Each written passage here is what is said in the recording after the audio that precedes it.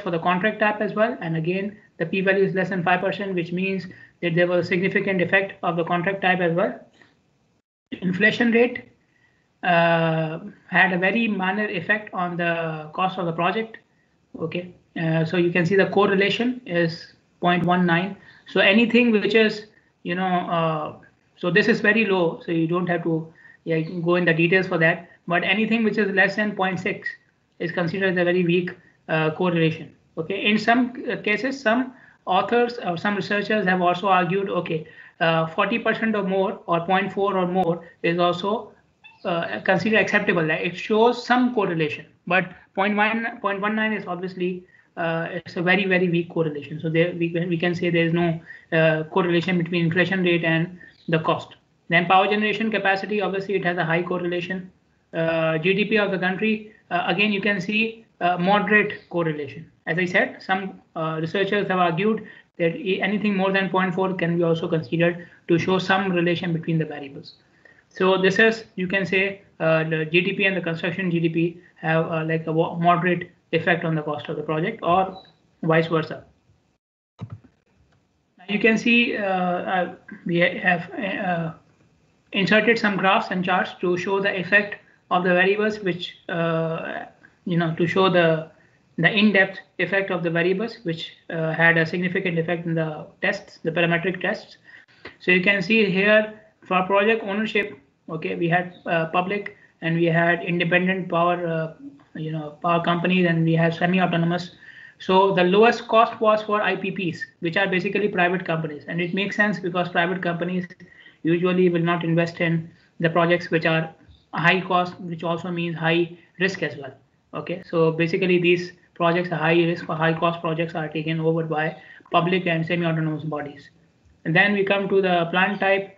So the highest cost is for the coal power plants, and we feel that it is basically because of the cost of the equipment or the cost of the material which is used in the plant. So the coal power generation plants are, they are expensive in terms of their construction. The electricity may be, or the power may be cheaper, but they're expensive in terms of their cost of construction. But you can see for the remaining, the coal, the CCPP, which is the combined cycle power plants, they have slightly higher cost than HFO and natural gas. Okay, then power generation, since these are the continuous variables, so we plotted them with a line diagram instead of a bar diagram or a box and whisker plot. So power generation has a strong effect. You can see the trend. Okay, you can actually see the trend here.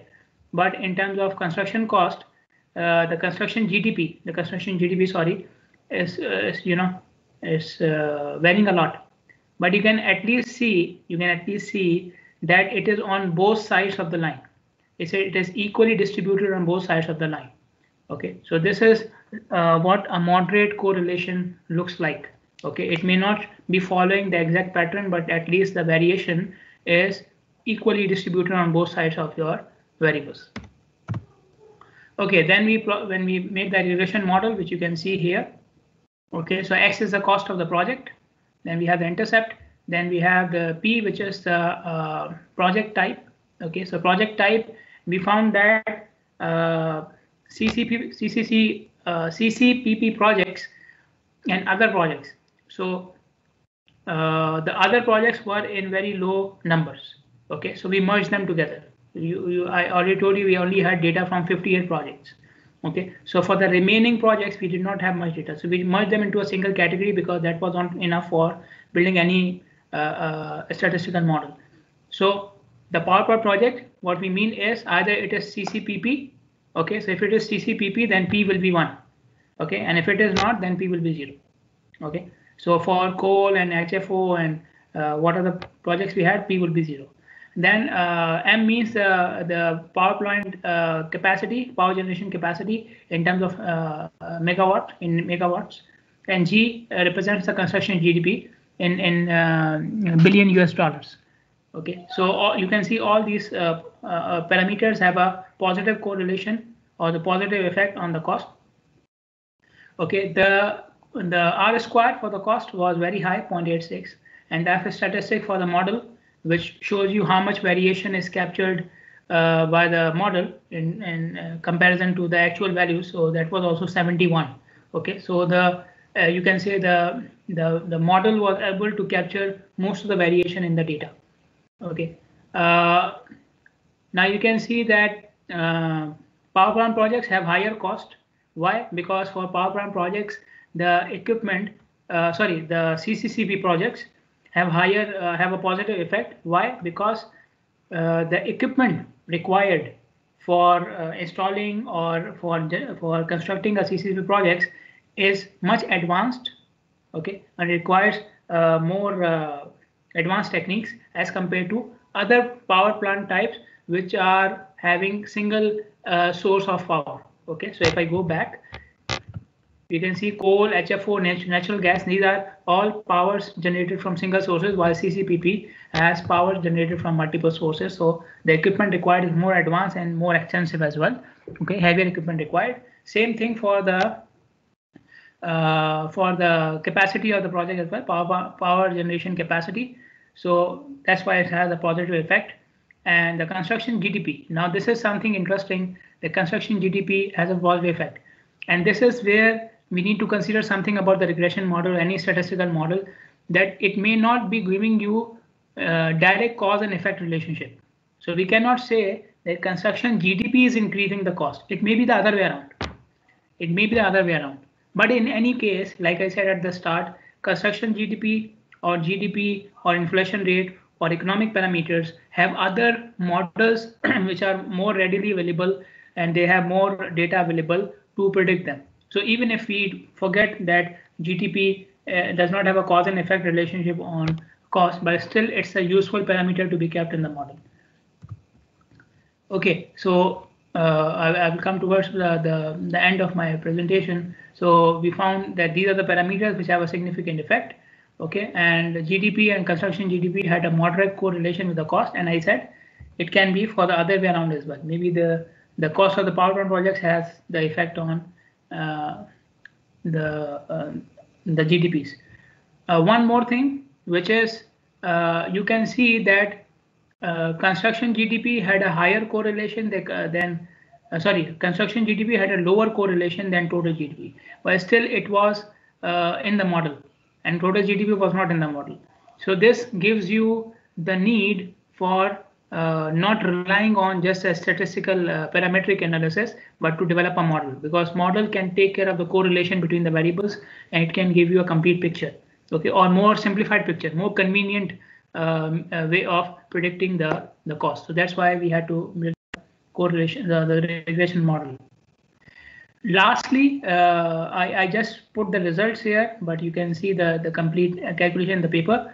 That we've tried to predict. We had data for construction GDP predicted for 2024, and this is, again emphasizing on the usefulness of our model, that construction GDP is already available, so you can use it to predict the cost. So for example, we say we want to build a CCCP project of 100 megawatts in 2024. Okay, so how much will be the cost? So you can predict the cost using using our model. Okay, so if it's a 100 megawatt project, then it will cost around 400 to 470 million US dollars, and if it is a 500 megawatt project, then it will cost around 700 to 770, I think 700 to 770 million US dollars. Okay, so our recommendation is that to use the models, or to even if possible to try to increase or expand the models by putting more variables, maybe using some advanced techniques, but keeping the parameters related to the macro level details of the project, instead of going into each item and so on, because there will not be now how can you predict the cost of a project in 2024 if you're using a model for which you require risk at each stage of the project.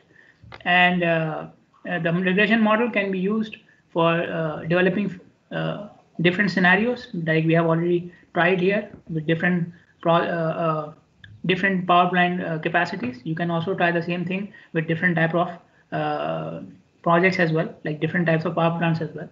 So thank you for listening. Okay, if you have any questions, I will be more than happy to answer you. I think I try to manage the time, and I think I did well. Thank you, Dr. Yin. Thank you for this formative presentation. Does anyone have a question from the audience? Any question from the audience? Okay, so maybe I have one question. So your model for the costs is applicable for Bangladesh power plants. Am I right?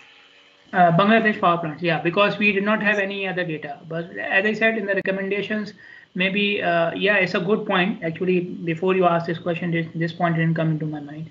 Maybe we can expand this model. If you can have the data from other countries as well, we can make a generalized model as well. That's a very good idea. Is there a chance to have data from Bahrain, for example? We will definitely look into it now, inshallah. Inshallah. Okay, thank you very much. Thank you. Thank you for giving us the idea. Thank you. So our next presentation